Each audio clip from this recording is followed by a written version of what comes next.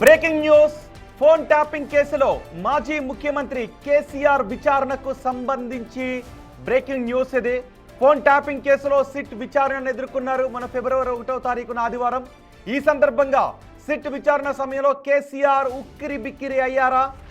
అవును, కేసీఆర్ ఉక్కిరి బిక్కిరి అయ్యారు అనే చర్చ ప్రచారం జరుగుతుంది.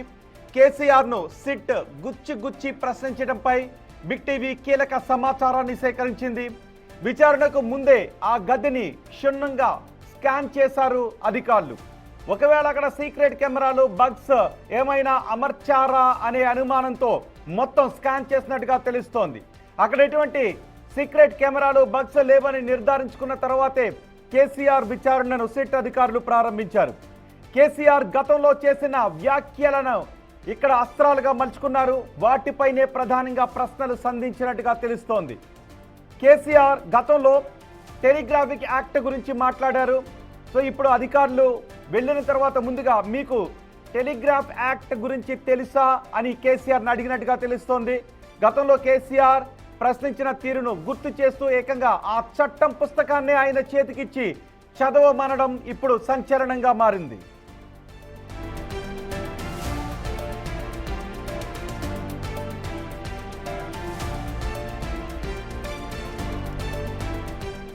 అంతేకాదు, ప్రభాకర్ రావు నియామకంపై కేసీఆర్ను సిట్ అధికారులు గుచ్చి ప్రశ్నించినట్టుగా తెలుస్తోంది. రిటైర్ అయిన వ్యక్తికి నిబంధనలకు విరుద్ధంగా అంత కీలక బాధ్యతలు ఎందుకు అప్పగించారు అని ప్రశ్నించగా ఆయన నియామకాన్ని కేసీఆర్ అంగీకరించారు. కానీ ట్యాపింగ్ వ్యవహారంపై మాత్రం కేసీఆర్ మౌనం వహించారు. రేవంత్ రెడ్డి పొంగులేటితో పాటు సొంత పార్టీ నేత హరీష్ రావు ఫోన్ ట్యాపింగ్ పై డాక్యుమెంట్ ఆధారాలను సిట్ అధికారులు కేసీఆర్ ముందు ఉంచారు.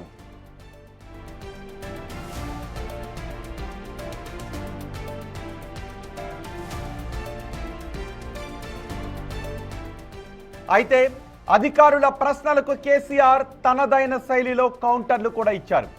ఎస్ఐబిలో తనకు తెలియకుండా జరిగిన అంశాలను తనను ఎలా బాధ్యుణ్ణి చేస్తారు అంటూ కేసీఆర్ విచారణ సమయంలో మండిపడ్డారు. ఒక దశలో సెంటిమెంట్ అస్త్రాన్ని ప్రయోగించి ప్రత్యేక రాష్ట్రం తెచ్చిన తనను ఇలా అవమానించటం తగదని ఆగ్రహాన్ని కూడా వ్యక్తం చేశారు కేసీఆర్. చట్టవిరుద్ధమైన పనులకు తాను దూరమని వాదించిన కేసీఆర్ విచారణ పొడవునా అధికారుల ప్రశ్నలకు కొన్నిసార్లు సమాధానం దాటవేసినట్లుగా సమాచారం.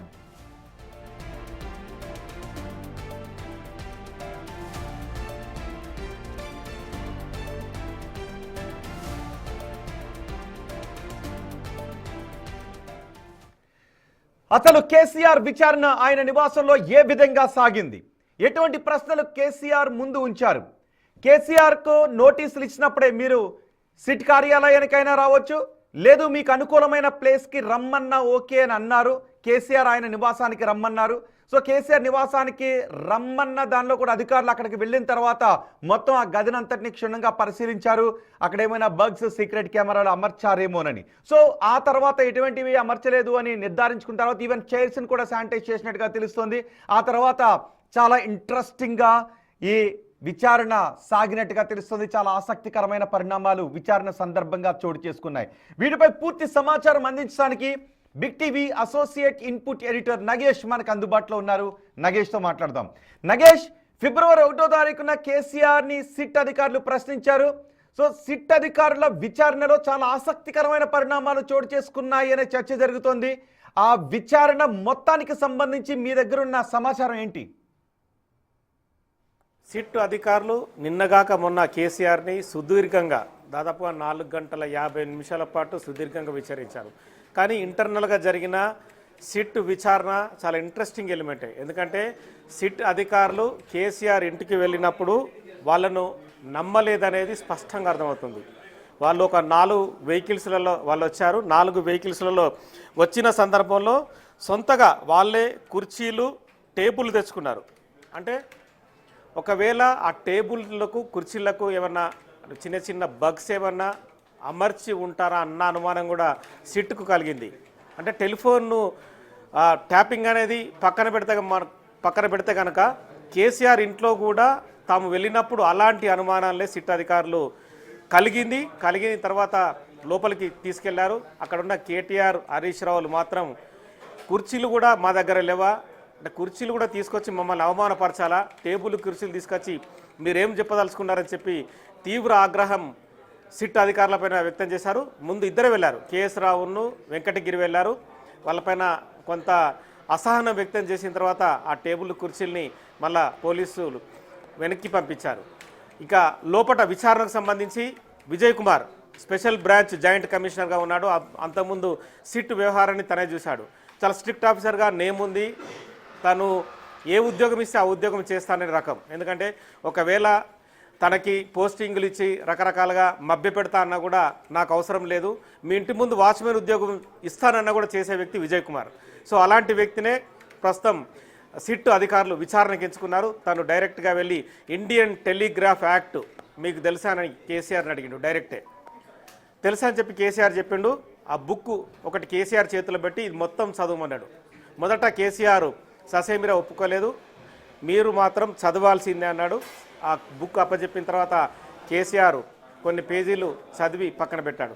కేసీఆర్ ఇండియన్ టెలిగ్రాఫ్ యాక్ట్ పైన గతంలో ఏమన్నాడో ఒక్కసారి బిగ్ టీవీ స్క్రీన్ పైన చూద్దాం మనం.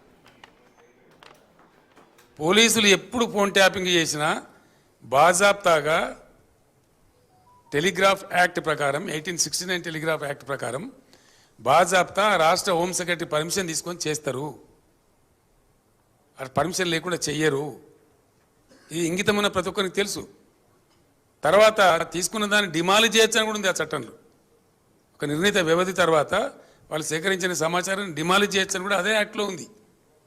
ఇది తెలియకుండా అదేదో పెద్ద భయంకరమైన వ్యవహారం అన్నట్టు, దాని ఏదో తోకమట్టం ఏదో కొండందో వెలకబట్టుకున్నాం అన్నట్టు ఏమి బట్టి ట్రాష్ గ్యాస్ దాంతో ఏం అయ్యేది. సో 1869 ఇండియన్ టెలిగ్రాఫ్ యాక్ట్ గతంలోనే కేసీఆర్ చదివాడు. అదేదో జరుగుతున్నట్టుగా ఏదైతే డాటా సేకరించినా కూడా వాటిని ధ్వంసం చేయొచ్చు అని చెప్పి కేసీఆర్ స్వయంగా తను చెప్పిన పరిస్థితి. సో చెప్పిన తర్వాత టెలిగ్రాఫ్ యాక్ట్ చదివి వినిపించిన తర్వాత కేసీఆర్ని గుచ్చి రకరకాల ప్రశ్నలు అడిగిరనేది స్పష్టంగా చెప్పచ్చు. ఎందుకంటే 15 మంది అధికారుల బృందంలో 4 ఐపీఎస్ ఆఫీసర్లు ఉన్నారు, 2 ఏసీపీలు ఉన్నారు, 6 సిఐలు ఉన్నారు, 1 ఎస్ఐ ఉన్నాడు, 2 కానిస్టేబుల్, మొత్తం 15 మంది అధికారులు. అంటే రికార్డ్ చేయడం కోసం ఎస్ఐల్ని కానిస్టేబుల్ని ఉపయోగించుకున్న మిగతా అధికారులు మాత్రం ప్రతి విషయాన్ని క్షుణ్ణంగా గమనించే విధంగా పెట్టారు. 2018 నుంచి 23 టైంలో అప్పటి ప్రతిపక్ష నేతలుగా ఉన్న పొంగులేటి శ్రీనివాసరెడ్డి కావచ్చు, పిసిసి ప్రెసిడెంట్ రేవంత్ రెడ్డి కావచ్చు, ఈటల రాజేందర్ తన సొంత మేనల్లుడు హరీష్ రావు ఫోన్లని ఎందుకు కంటిన్యూగా టాప్ చేశారన్న ప్రశ్నకి కేసీఆర్ నుంచి కొంత మౌనమే సమాధానం వచ్చింది. వాటికి సంబంధించి మీరు కంటిన్యూగా చేశారని చెప్పి ఏదైతే ఆ నెంబర్స్ ఉన్న ఫోన్ నెంబర్ లిస్ట్ ఉంటుందో ఆ లిస్టును కూడా డైరెక్ట్గా కేసీఆర్ ముందుంచారు. కేసీఆర్ ఆ నెంబర్లను చూశాడు, కానీ సైలెన్స్ వహించాడు. అందులో అంటే వాళ్ళ మధ్య బయటి వ్యక్తుల మధ్య జరిగిన సంభాషణని కూడా ఆడియో టేప్ రూపంలో ఉన్నాయి కూడా. ఎందుకంటే ఎలక్ట్రానిక్ గాడ్జెట్స్ని ఆల్రెడీ కేసీఆర్ రూమ్లోకి తీసుకెళ్లారు కనుక ఎలక్ట్రానిక్ పరకల ద్వారా ఆడియో టేపుల్ని కూడా కేసీఆర్కి వినిపించారు. కానీ అప్పుడు కూడా కేసీఆర్ మౌనమే వహించాడు. తదుపరి బీజేపీ పార్టీలోకి వెళ్ళినా కూడా ఈటల రాజేందర్ ఫోన్ని కంటిన్యూగా ఎందుకు ట్యాప్ చేయాల్సి వచ్చిందన్న ప్రశ్నకు కూడా కేసీఆర్ నుంచి సమాధానం లేదు. ఇక రిటైర్డ్ ఐజీ హోదాలో ఉన్న ప్రభాకర్ రావుని ఎందుకు ఇంటెలిజెన్స్ చీఫ్గా కంటిన్యూ చేయాల్సి వచ్చింది? ఇది పోలీస్ రూల్స్కు విరుద్ధం కాదా? ఎందుకంటే వన్స్ పోలీసు ఉద్యోగం వదిలిన తర్వాత ఆ వ్యక్తికి ఏ బాధ్యత ఉంటుంది? తను ఇంటెలిజెన్స్ చీఫ్గా బాధ్యత వహించడానికి ఇక వేరే అధికారులు తెలంగాణ రాష్ట్రంలో లేరా? చాలామంది సీనియర్ ఐపీఎస్ అధికారులు ఉన్నారు. ఆ బాధ్యత అనేది చాలా కఠినత్వంతో కూడుకున్నది. ప్రతిదీ కూడా రహస్యాన్ని మెయింటైన్ చేయాల్సింది. కేవలం మీకు దగ్గరి బంధువనా, లేదంటే మీకు ఆల్రెడీ ప్రభాకర్ రావు గతంలో ఇంటెలిజెన్స్ చీఫ్గా అంటే మొదట డిఐజీగా ఉన్నప్పుడు అప్పచెప్పాడు, అది కూడా ఐజీ పోస్ట్ కాదు. తదుపరి ఐజీగా ప్రమోషన్ అయిన తర్వాత తను కంటిన్యూ అయ్యాడు, అక్కడే రిటైర్మెంట్ అయ్యాడు. రిటైర్మెంట్ అయిన తర్వాత కూడా మళ్ళీ 2 ఏళ్ల పాటు కొనసాగించాడు. ఇదంతా తప్పుడు వ్యవహారం కాదన్న దానికి కేసీఆర్ నుంచి మాత్రం సరైన సమాధానం వచ్చింది.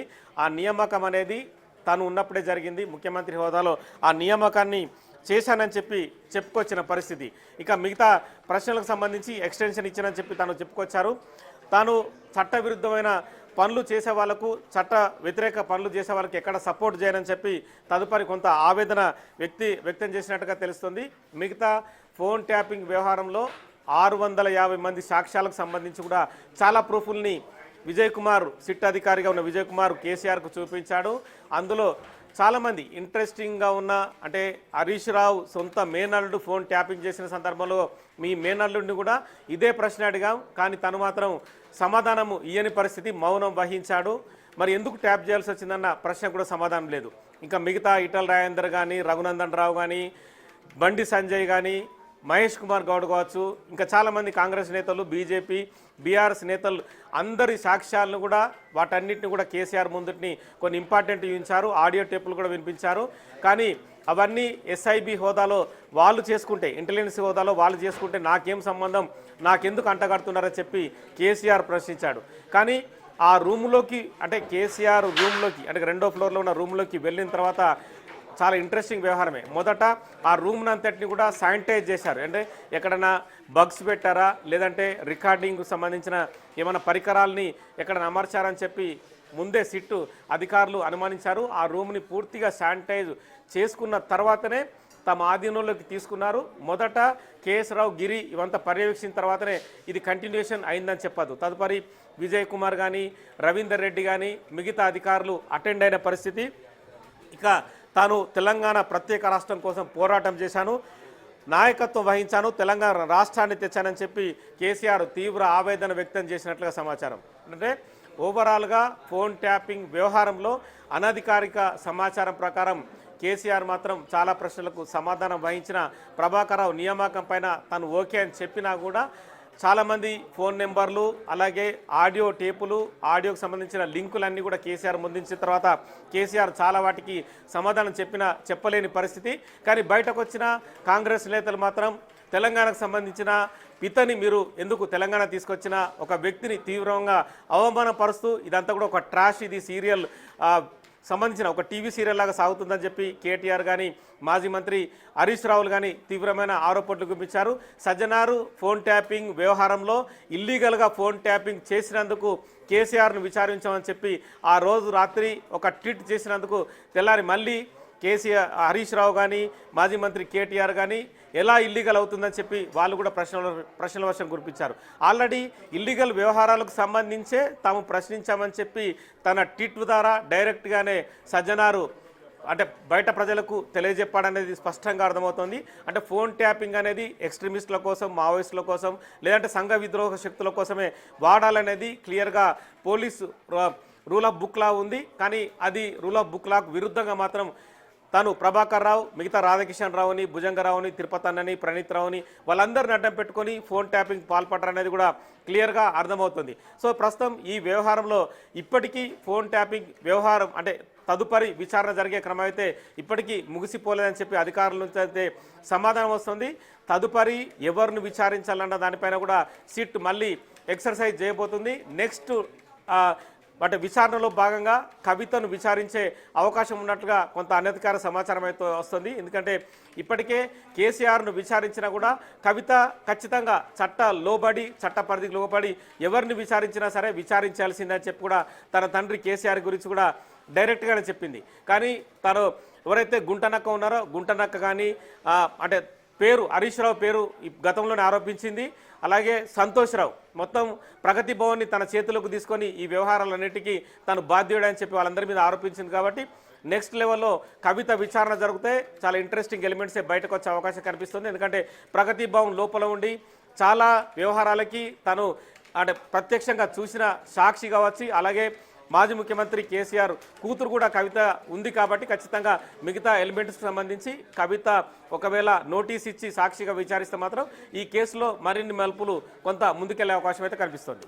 రైట్ నగేష్, ఇక్కడ విచారణకు సంబంధించి కేసీఆర్ ముందు ఏ క్వశ్చన్స్ ఉంచారు, కేసీఆర్ ఆన్సర్స్ ఏం చెప్పారు అనేది ఒకటి అయితే, సిట్ అధికారులు కుర్చీలు తీసుకుని వెళ్ళటం, అక్కడ గదినంతటినీ కూడా శానిటైజ్ చేయడం, ఇవన్నీ ఇంట్రెస్టింగ్ ఎలిమెంట్స్. కానీ ఎందుకు ఆ విధమైన అనుమానాన్ని సిట్ అధికారులు వ్యక్తం చేశారు? రెండు, మొత్తం విచారణలో కేసీఆర్ దగ్గర నుంచి సిట్ అధికారులకు కావాల్సిన ఆన్సర్స్ వచ్చాయా? కేసీఆర్ ఎక్కడైనా ఇబ్బంది పడ్డ పరిస్థితులు ఉన్నాయా? ఇంకోసారి కేసీఆర్ని విచారించే అవకాశాలు ఏమన్నా ఉన్నాయా? తదుపరి విచారణకైతే కేసీఆర్ను విచారించే అవకాశాలు లేవు. ఎందుకంటే సుదీర్ఘంగా 4 గంటల 50 నిమిషాల పాటు అంటే 3 గంటల నుంచి మొదలుకొని దాదాపుగా 6 గంటల అంటే 7 గంటల 50 నిమిషాల వరకు కంటిన్యూగా విచారణ కొనసాగింది. ఎక్కడ కూడా సిట్ అధికారిగా ఉన్న విజయ్ కుమారి తను బ్యాక్ స్టెప్ వేయడం కానీ తన దగ్గర తీసుకొచ్చిన 2 ట్రంక్ పెట్టెలు తీసుకొచ్చిండు. అంటే విచారణకు సంబంధించి గతంలో జరిగిన పూర్తి తతంగం ఏదైతే ఉందో 650 మందిని గతంలో విచారించిన స్టేట్మెంట్స్ అన్నీ కలుపుకొని ఆడియో టేపులతో సహా పూర్తిగా 2 ట్రంక్ పెట్టెల్లో మనం మామూలుగా పిల్లల్ని హాస్టల్కి పంపిస్తే ట్రంక్ పెట్టెలు ఏవైతే కొంటామో ఆ 2 ట్రంక్ పెట్టెలతో పాటు చాలా రికార్డ్ బుక్స్ అన్నింటినీ కూడా 2వ ఫ్లోర్కు తీసుకెళ్ళి మొత్తం ఓవరాల్గా కేసీఆర్ దగ్గర నుంచి ఎలాంటి సమాచారం రాబట్టాలో ఆ సమాచారాన్ని అంతా పూర్తిగా రాబట్టారు. తదుపరి అది ఛార్జ్షీట్ రూపంలో వేసిన తర్వాత అందులో కేసీఆర్ స్టేట్మెంట్ అనేది కూడా ఒకవేళ కోర్టు నుంచి బయటకు వస్తే మాత్రం ఖచ్చితంగా మేజర్ ఇంట్రెస్టింగ్ ఎలిమెంట్ ఉంటుంది. చాలా ప్రశ్నలకు కేసీఆర్ మౌనం వహించిన, కొన్ని ప్రశ్నలకు సమాధానం చెప్పకుండా ఫైనల్గా తను మాత్రం తెలంగాణ రాష్ట్రం తీసుకొచ్చిన వ్యక్తిని అవమానపరిచే విధంగా ఉందన్న ఒక ఆవేదన మాత్రం ఖచ్చితంగా అర్థం చేసుకోవచ్చు. ఎందుకంటే అలాంటి ప్రశ్నలనే ఖచ్చితంగా విజయ్ కుమార్ అడిగి ఉంటాడు. ఎందుకంటే విజయ్ కుమారు 2 ఏళ్ల క్రితం ఈ కేసు ప్రారంభమైనప్పటి నుంచి అధికారిగా ఉన్నాడు. ఇంతకుముందు కొంతమందిని తాను విచారించినా కూడా చాలా మందిని విచారించే క్రమంలో అంటే కేటీఆర్ కానీ హరీష్ రావు కానీ సంతోష్ రావుని విచారించే క్రమంలో విజయ్ కుమార్ ఎక్కడ ముందుకు రాలేదు. కానీ కేసీఆర్ వ్యవహారాలు మాత్రం విజయ్ కుమారే ముందుకొచ్చాడు. విజయ్ కుమారే ప్రశ్నల వర్షం కురిపించాడు. చాలా ప్రశ్నలకు కేసీఆర్ నుంచి ఆన్సర్ లేదు. కేసీఆర్ మౌనం వహిస్తూ అధికారుల ముఖం చూడడం తప్పితే తాను అంటే తప్పు చేసిన భావన కొంత కనిపించింది అని మాత్రం అధికారుల నుంచి అయితే సమాధానం వస్తుంది. సో తదుపరి విషయాలు ఎలా ఉన్నా ఇన్వెస్టిగేషన్ క్రమం అయితే అధికారులు అనుకున్నట్టుగానే జరిగిందని చెప్పి తెలుస్తుంది. నెక్స్ట్ తదుపరి విచారణలో భాగంగా కవితను విచారిస్తే కనుక ఇవన్నీ క్రోడీకరించి నెక్స్ట్ స్టెప్ ఏం వేయాలనేది కూడా సిట్ తదుపరి నిర్ణయించే అవకాశం ఉంది. రైట్ నాగేష్, ఫోన్ ట్యాపింగ్ కేసులో 1వ తారీఖున ఫిబ్రవరి 1వ తారీఖున సిట్ అధికారులు కేసీఆర్ను ఆయన నివాసంలో విచారించారు. అయితే విచారణ సందర్భంగా కొన్ని ఆసక్తికర పరిణామాలు చోటు చేసుకున్నాయి. సిట్ అధికారులే కుర్చీలను తమ కార్యాలయం నుంచి కేసీఆర్ నివాసానికి తీసుకుని వెళ్లారు. అంతేకాదు కేసీఆర్ను విచారించే గదిని మొత్తం శానిటైజ్ చేశారు, క్షుణ్ణంగా పరిశీలించారు. ఎక్కడైనా సీక్రెట్ కెమెరాలు బగ్స్ ఉన్నాయేమో అనే అనుమానంతో మొత్తం సెర్చ్ చేసినట్టుగా తెలుస్తోంది. అంతేకాదు ఈ విచారణలో కేసీఆర్ కొంత ఉక్కిరిబిక్కిరి అయ్యారు అనే చర్చ జరుగుతోంది. కేసీఆర్ సిట్ అధికారులు గుచ్చి ప్రశ్నించినట్టుగా తెలుస్తోంది. అంతేకాదు గతంలో కేసీఆర్ మాట్లాడినటువంటి మాటలకు టెలిగ్రాఫ్ యాక్ట్కి సంబంధించి కేసీఆర్ మాట్లాడినటువంటి మాటలకి సంబంధించి కొంత వివరణ తీసుకునే ప్రయత్నం చేశారు. ఆయన ముందు చట్టం ప్రతిని ఉంచి ఈ చట్టాన్ని మీరు చదివితే గతంలో ఎందుకు ఇలా మాట్లాడారు, లేదు అంటే ఒకసారి చదవండి అని మళ్ళీ కేసీఆర్ చేత చదివించే ప్రయత్నం చేశారు. ఎందుకంటే సేకరించినటువంటి ఎవిడెన్స్ను డిస్ట్రాయ్ చేసే అధికారం చట్టమే అధికారులకు ఇచ్చింది అని గతంలో కేసీఆర్ మాట్లాడినటువంటి మాటల నేపథ్యంలోనే ఇలా చట్టం ప్రతిని ఇంకొకసారి చదవండి అని అడిగినట్టుగా తెలుస్తుంది. వీటికి అంతేకాదు ఎస్ఐబి చీఫ్ నియామకమే చట్ట విరుద్ధంగా జరిగింది అని ఆరోపణల నేపథ్యంలో ఎందుకు ఎస్ఐబి చీఫ్గా ఒక రిటైర్డ్ అయినటువంటి వ్యక్తిని నియమించారు, అది చట్ట విరుద్ధం అని మీకు తెలియదా లాంటి క్వశ్చన్స్ని ఆయన ముందు ఉంచినప్పుడు ఆయన కొంత మౌనం వహించినట్టుగా తెలుస్తోంది. ఒక దశలో నేను తెలంగాణ రాష్ట్రం కోసం ఉద్యమించాను, ప్రాణాలకు తెగించి తెలంగాణ రాష్ట్రం కోసం పోరాడాను అనే సెంటిమెంట్ని కూడా అధికారుల ముందు ఉంచినట్టుగా తెలుస్తుంది. మరి చూద్దాం భవిష్యత్తులో విచారణకు సంబంధించి ఇంకా ఎటువంటి మలుపులు చోటు చేసుకోబోతున్నాయి, ఫోన్ ట్యాపింగ్ అంశం ఎటువంటి టర్న్స్ తీసుకోబోతుంది అన్నది చూడాల్సినటువంటి అంశం.